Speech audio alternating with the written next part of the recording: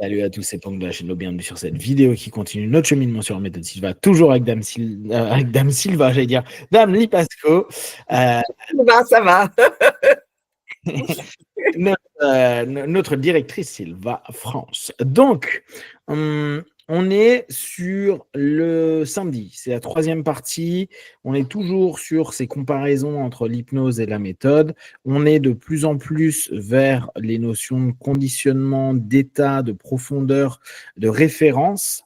Et on était arrivé sur la création mentale et la réalisation, avec cette idée de désir, croyance, attente positive qu'il explique un petit peu différemment. Donc, voici plus en détail sur le concept selon lequel une idée peut être répétée alors elle est réelle. La capacité de répétition d'une idée ou d'un concept est le critère fondamental pour déterminer sa réalité et son utilité. Critère de réalité et d'utilisabilité. Si une chose, une information, un concept peut être répété, il est alors considéré comme réel et utilisable.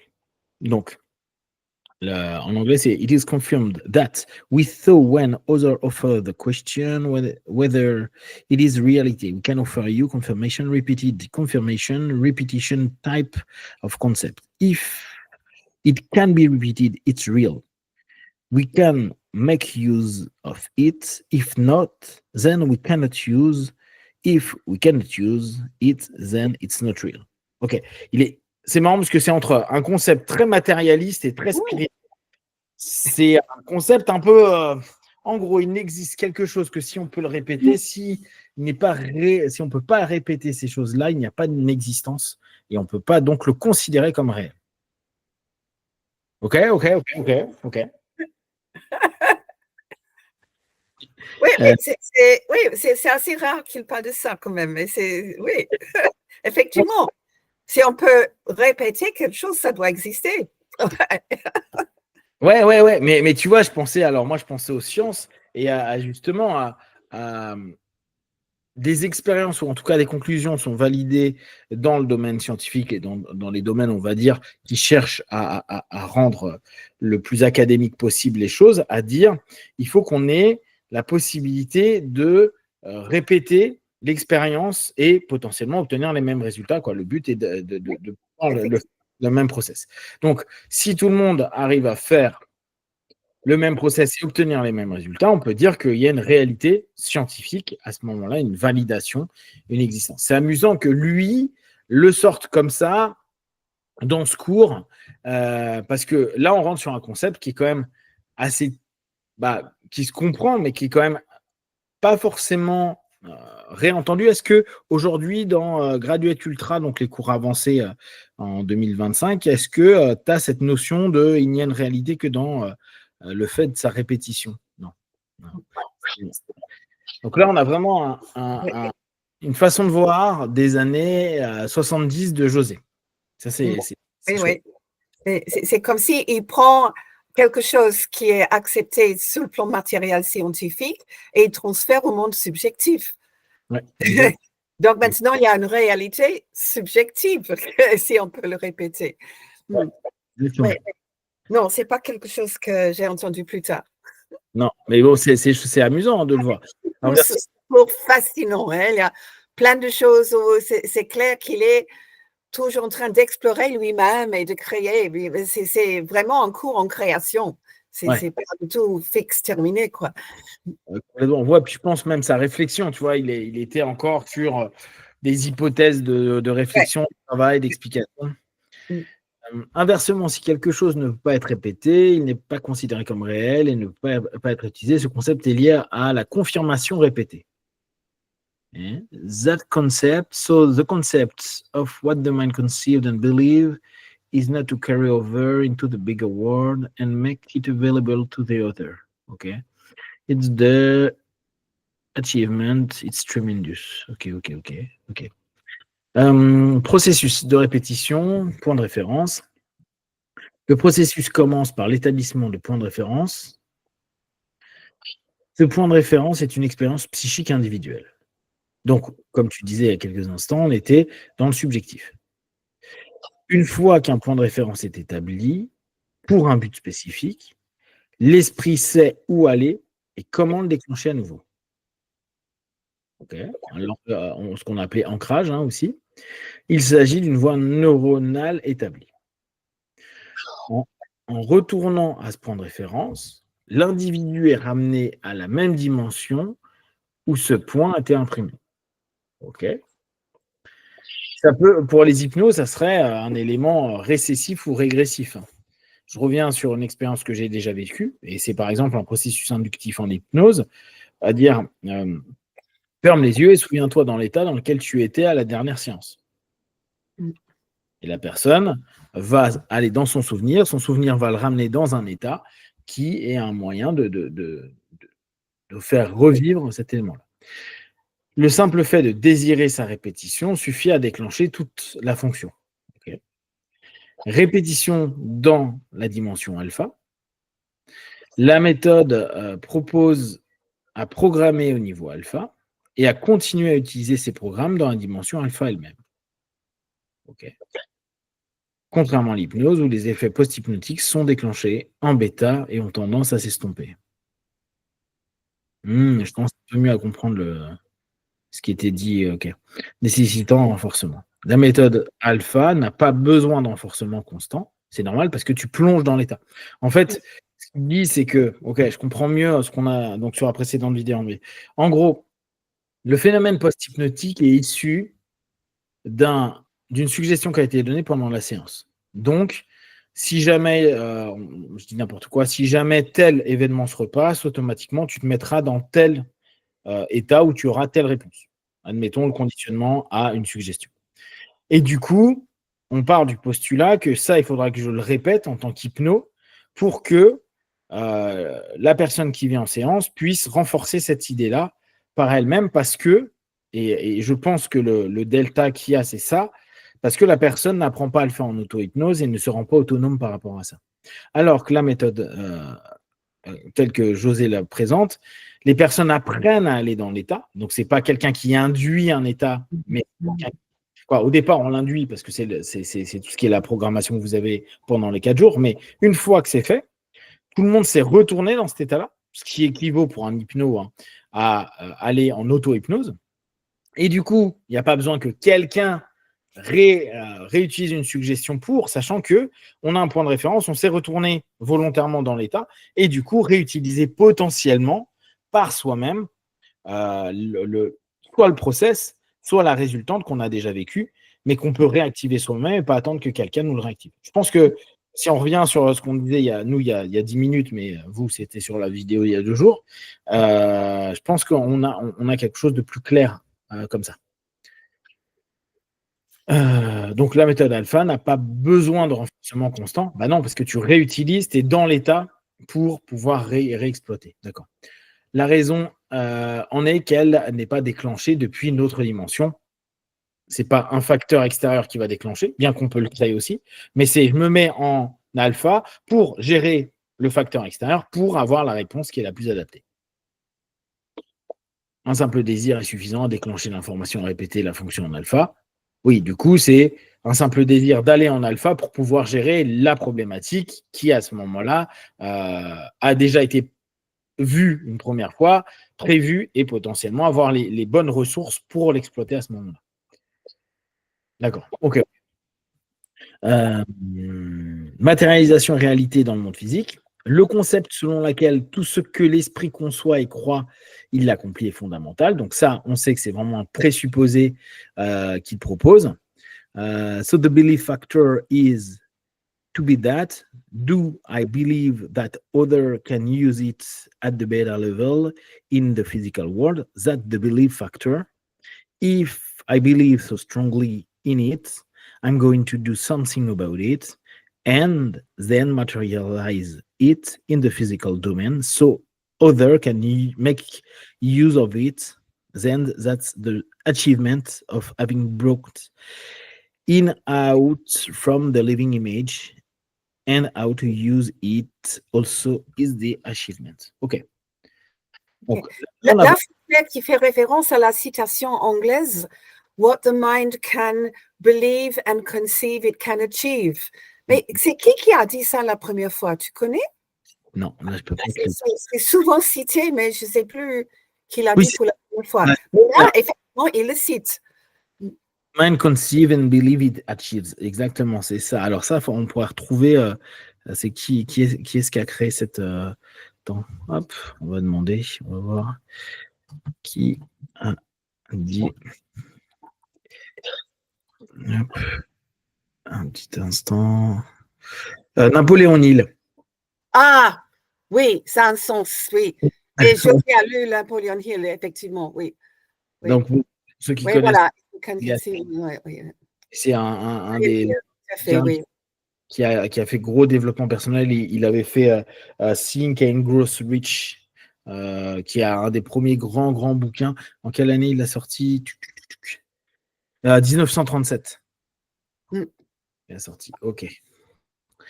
Si on croit fortement à une idée, on agit pour matérialiser dans le domaine physique afin que d'autres puissent l'utiliser. C'est alors que l'idée devient une réalité. Ok.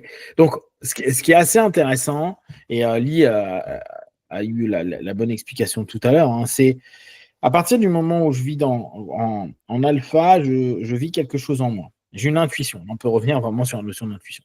J'ai une intuition, je peux créer une solution, une orientation, une direction. Mais si ça reste d'un point de vue subjectif, ce n'est pas suffisant. Si je veux que mon concept, mon idée, le produit de mon alpha devienne quelque chose, il faut que je le mette en action. Il faut que je crée quelque chose. Ça peut être du physique, mais ça peut être de la parole, ça peut être du mot, ça peut être plein de choses. Si d'autres personnes peuvent utiliser, par exemple, une connaissance et une création. José a créé quelque chose. Il avait un concept, il l'a matérialisé au travers des mots, au travers de l'échange. Si ce qui a été proposé est réutilisable, réexploitable par les autres, ce qui a été subjectif est devenu objectif parce qu'il est exploitable et utilisable par tout le monde. Donc ça c'est quelque chose qui est intéressant. Et je trouve que c'est chouette, cette notion de dire matérialiser dans le domaine physique. Pour les plus Silva qui aiment bien cette sémantique subjectif-objectif, ce que vous pensez n'a de sens qu'à partir du moment où il peut devenir objectif pour les autres et que les autres puissent réutiliser ce que vous aviez comme idée au niveau subjectif. Oui. Et je trouve que c'est bien que déjà il a insisté beaucoup sur ça. Si tu te rappelles, quand le film Le Secret était sorti, il y avait beaucoup de gens qui l'ont critiqué, mais c'était surtout parce que tout était dans le subjectif, mais on n'a jamais mentionné mettre ça en action. Justement, mettre quelque chose sur le plan matériel, physique, pour que ça commence à se réaliser. Et là, tu vois, déjà depuis le départ, il a insisté sur cela. C'est bien. Ouais, parce que c'est un des gros problèmes de tout ce qui est loi d'attraction. Hein. Ils te disent, crée-le, imagine-le, et maintenant, attends. Non, bouge-toi les fesses et va faire en sorte de l'obtenir, parce que sinon, tu risques d'attendre longtemps. Hein. Le fait de rendre cette création disponible aux autres dans le monde physique, dimension bêta, est considéré comme un accomplissement, qui a complètement du sens. En résumé, la réalité, l'utilisabilité d'une idée sont confirmées par sa capacité à être reproduite ou à déclencher une fonction de manière répétée, en particulier lorsqu'un point de référence a été établi et que le désir seul peut la réactiver dans la dimension alpha sans besoin de renforcement externe. Ok. Bon, là, ça devient beaucoup plus clair. Résolution de problème et dépendance. Compréhension du problème en état profond. En état de conscience approfondie, alpha élevé, θ.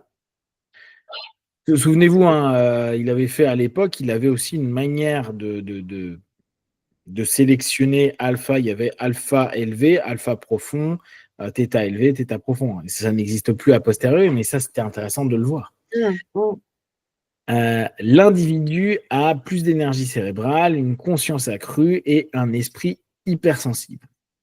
Cela permet de discuter les problèmes à un niveau de plus grande conscience où cela a plus de sens pour le sujet. D'accord? Donc là, on revient vraiment sur cette notion-là. Votre monde intérieur, quand vous êtes en alpha, d'autant plus si vous l'avez bien composé, et c'est là où je trouve qu'il y a le génie du laboratoire avec tout ce que vous pouvez y mettre, avec tous les guides, les assistants, les personnes que vous pouvez avoir, ça vous permet d'avoir, pour les plus hypnos d'entre vous, une forme de thérapie des parties ou de travail en partition de vous-même qui vous permet d'avoir des interrogations, des impressions, des sensations, des feelings qui vous permettent de mettre en place ou de comprendre des solutions potentielles. Dépendance physiologique ou psychologique. La distinction entre la dépendance psychologique et la dépendance physiologique est cruciale. Elles doivent être traitées en même temps. José donne l'exemple de la dépendance à la cigarette, où le simple fait de tenir une cigarette pendant des années crée un conditionnement physique et psychologique. Déconditionnement et renforcement. Le renforcement du problème. Fumer fréquemment renforce l'habitude. Moins vous fumez, meilleures sont les chances d'arrêter. Chaque renforcement rend l'habitude plus forte. Ok, là, on est dans le principe de base du renforcement positif et ou du renforcement négatif. Hein. Ça revient à des années où il y a Skinner qui faisait beaucoup ça, etc. Déconditionnement. Arrêter une habitude, comme fumer, n'est pas simple. Il faut déconditionner chaque facteur associé à l'habitude. La sensation entre les doigts, la position du bras, la vue du cendrier, l'odeur de la fumée, etc., etc. Il faut du coup une motivation du sujet, la première étape dans la résolution d'un problème, surtout pour les habitudes, et d'amener le sujet à désirer, vouloir stopper. Sans cette coopération, la résolution est très difficile. Est-ce que dans ces cours avancés, actuellement, il y a une partie sur les cigarettes ou les addictions? Non. C'est intéressant qu'à l'époque, ça a été quelque chose qui est mis en avant. Alors, est-ce qu'il y a un process arrêt tabac? Je vais regarder. Les sources mentionnent le processus pour arrêter de fumer, bien que ce ne soit pas une méthode au sens strict, mais plutôt une approche de déconditionnement. Donc, fumer est une habitude fortement renforcée. Chaque cigarette fumée renforce l'habitude. Okay. Plus on fume, plus il est difficile d'arrêter. L'addiction à la cigarette est comparée à d'autres addictions, même si la dépendance aux drogues est considérée comme pire. Il ne s'agit pas seulement de décider d'arrêter, l'habitude est profondément ancrée. Par exemple, le fait de tenir quelque chose entre les doigts pendant 20 ans crée un conditionnement physique et psycho. L'absence de cigarette ou de la sensation habituelle comme tenir une cigarette ou la position du bras peut provoquer de l'anxiété. L'addiction est à la fois physiologique et psychologique. Le corps s'ajuste à la chimie introduite.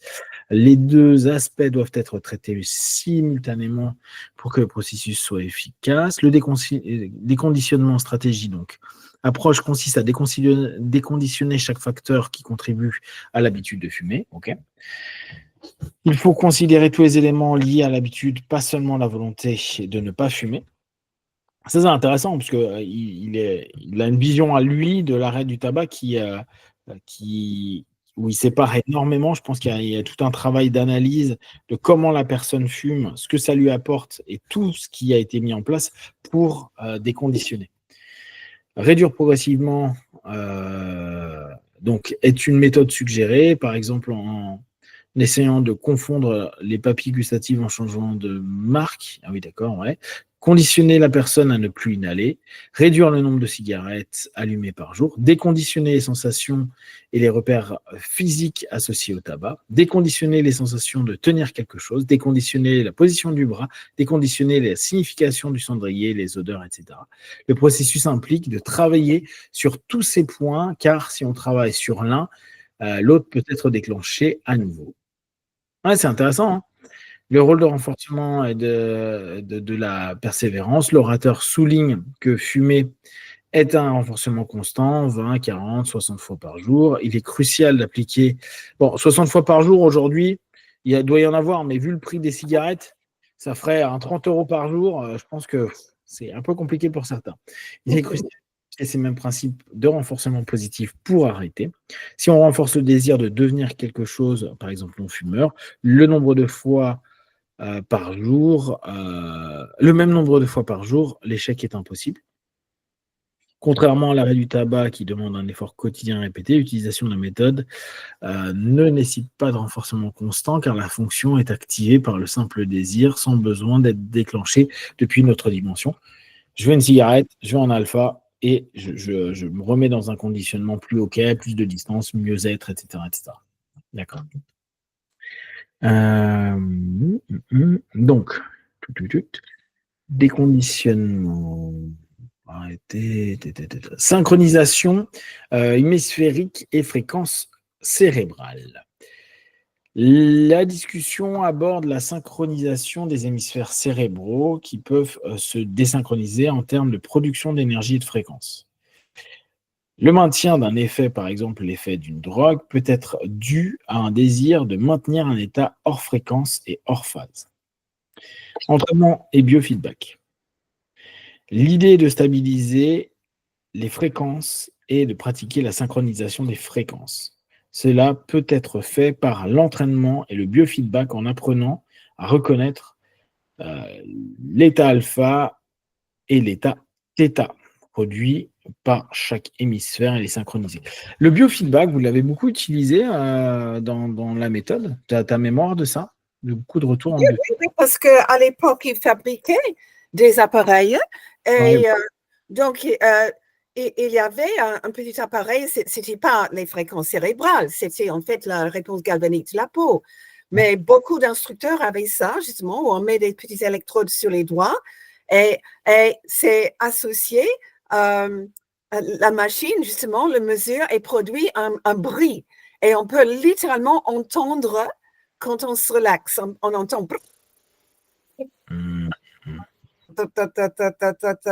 Et là, justement, pour des gens qui ont vraiment des difficultés à croire, est-ce que je suis en alpha, je ne sens pas différent que normal. Là, on a vraiment une preuve extérieure. Parce que souvent, mais justement, les gens ont du mal à reconnaître un changement subjectif. Et je ne sais plus qui l'a dit, mais je trouve que c'est génial. La chose la plus difficile à comprendre ou à mesurer, c'est son propre état de conscience quand on est dedans. Et beaucoup de gens, au départ, disent, mais je ne sens pas très différent, je me sens, oui, calme et relaxé, mais je ne sens pas vraiment dans un état différent que normal. Et là, justement, le petit biofeedback, qu'est-ce qu'on appelait ça? Il y avait un nom pour ça. Je ne sais plus, mais bon, ça va me revenir, ok, mais oui, donc c'était disponible.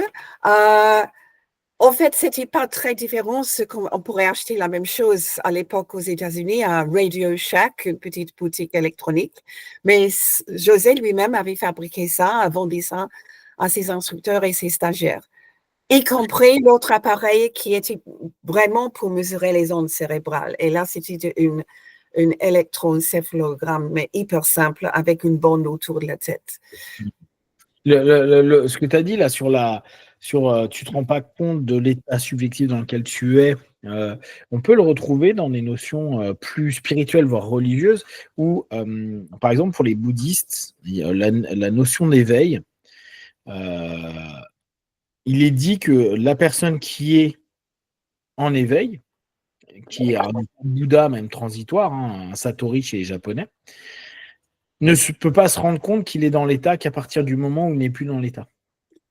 Mais c'est ça, oui, tout à fait. Je trouve que c'est super intéressant comme notion. Tu vois, te dire, quand tu vis quelque chose, tu sens que tu te sens bien, tu es OK, mais c'est parce que tu n'es plus dans cet état-là que tu dis que ton état, il était bien avant. Et on peut le faire de façon hyper simple.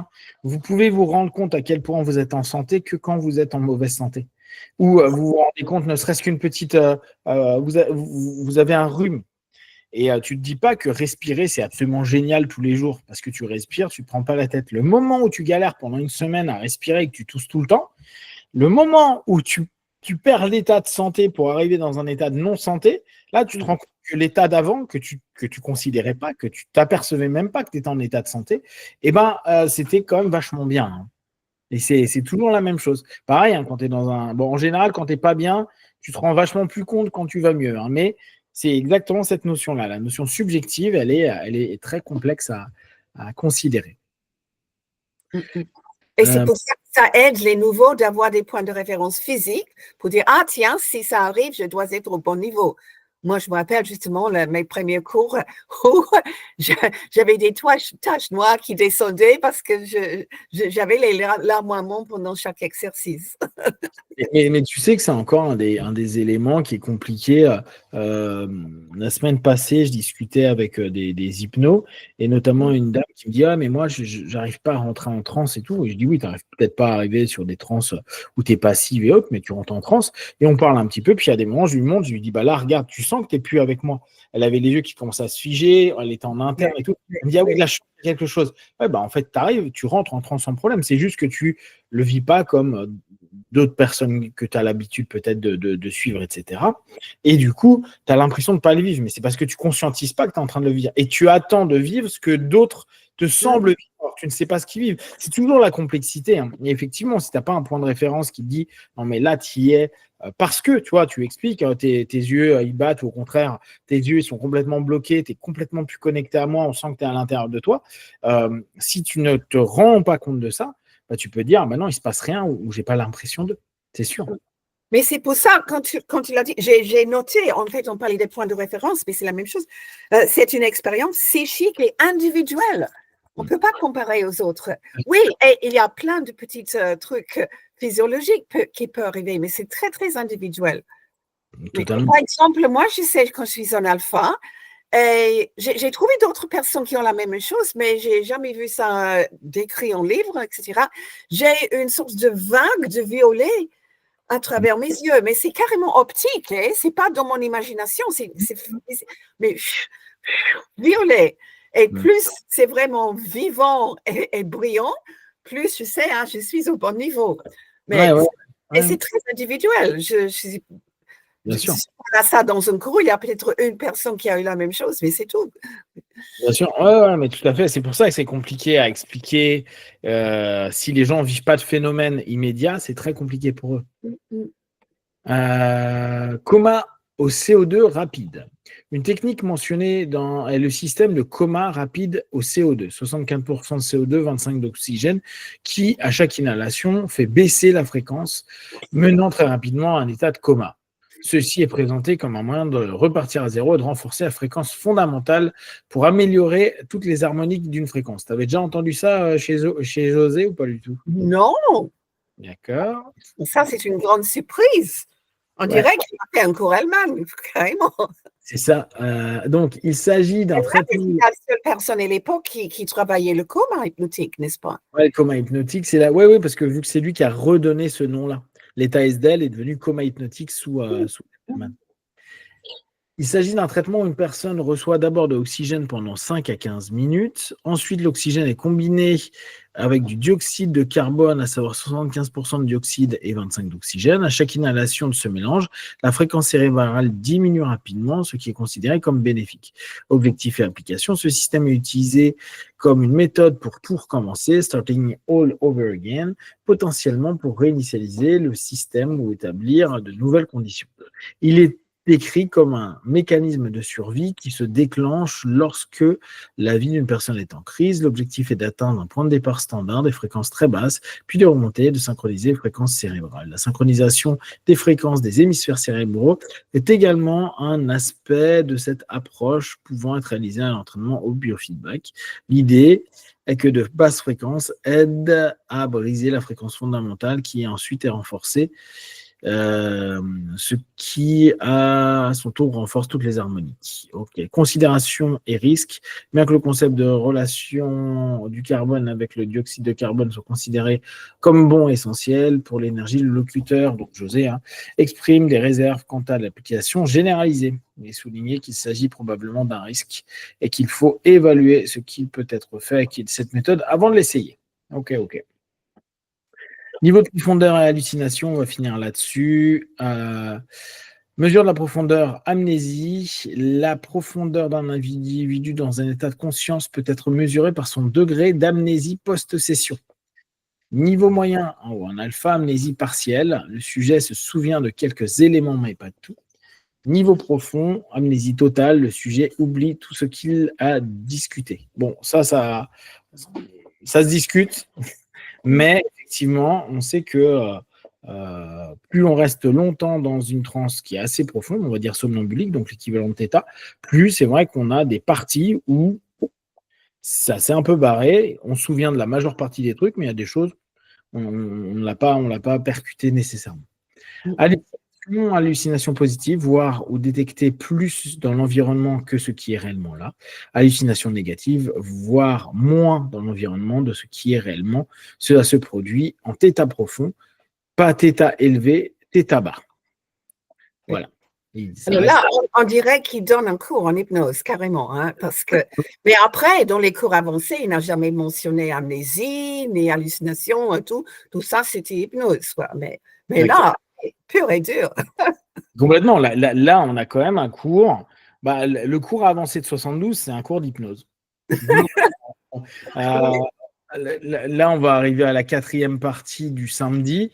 Mais à mon avis, on va encore rester énormément dans l'hypnose. En gros, on a fait plus. Il nous reste moins que ce qu'on a déjà fait et on a quasiment fait que parler d'hypnose pendant 3 soirées et déjà une bonne partie de la journée du samedi. En tout cas, c'est bien intéressant. On reviendra dessus d'ici 2 ou 3 semaines parce que Dame Lee, elle va donner son cours. Justement, jeudi prochain, c'est le premier jour du cours Sylvain. Le jeudi après, c'est encore un jeudi, oui, c'est le premier jour de 4 jours Hypnovision. Le jeudi après, je serai revenue quand même. D'ici à 3 semaines. Bon, moi, je vais certainement passer la voir, lui faire un petit coucou, mais je ne pense pas qu'on aura le temps de faire une petite session pour vous parler de la méthode. Donc, soyez patients. On revient d'ici 3 semaines. Si, entre-temps, vous avez des questions et des remarques, vous les partagez sur Facebook, YouTube. On y répondra le plus rapidement possible. Si vous voulez faire la dernière session complète d'hypnose avec Lee, qui commence du coup dans 2 semaines, Hypnovision, puis après Hypnose avancée, puis après Week-end hypnotique, n'hésitez pas à aller sur le site hypnovision.net. Pour ceux qui veulent suivre tout ce qui est associé à Méthode Sylva, allez sur méthodesilva.com.ch et .be et vous trouverez l'ensemble des informations avec les instructeurs qui vont vous donner en live ou online le cours. Merci à toi, Lee, et puis à dans nous, on se voit la semaine prochaine parce que je passerai. Mais sinon, à dans 2-3 semaines. Ciao, ciao! Okay, ciao!